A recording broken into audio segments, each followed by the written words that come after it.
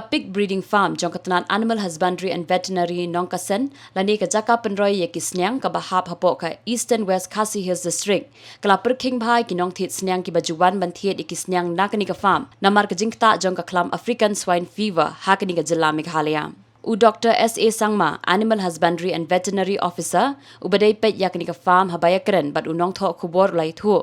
Mana kylleng jong ka farm, ka hab ban Pyrkhing ban yada na ka Jingktah. Lani ka Jingsapriang jong ka klam, kiwei pat, dakaba an amsha iki nongrab na ki Nongthied Sniang bakin rung shapok ka sem, ban pet yaki Sniang, namar ka Jingdan jong ka klam ka bakta iki ni ki Sniang, lagade yaki banabar, neki ba shapok jong ka farm.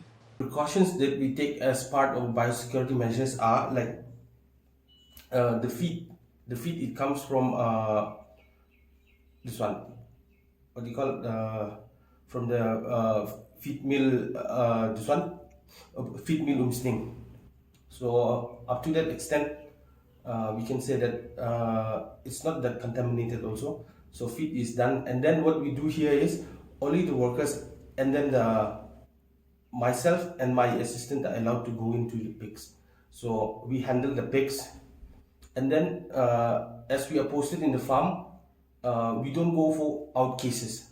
So if some farmer they come and tell us that pigs are sick also, unfortunately we couldn't attend even if it needs so. So what we do is we attend only to the animals in the farm, so that even if we go outside also we don't bring the disease back.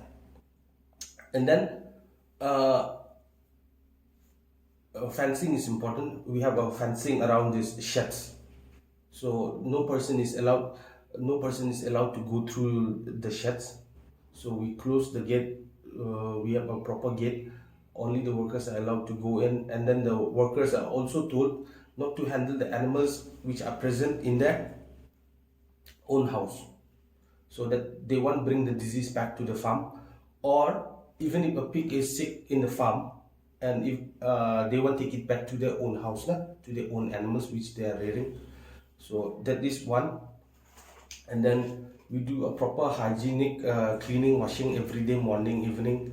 That one is this one. And then we do vaccination. Fortunately we don't have here, and in the vicinity of this village also we don't have here, even though in other places of Meghalaya we have. So fortunately we could prevent till now. So in the future also, let's hope that we can prevent it.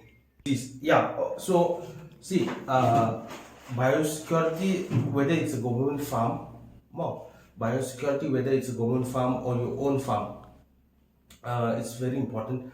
Why? Because if you're handling one animal from outside, and then you're handling your own, so the animal that you handle outside, and then if you don't maintain proper biosecurity measures, and then you handle your pig, they may get sick, and then that is also true. So suppose you may buy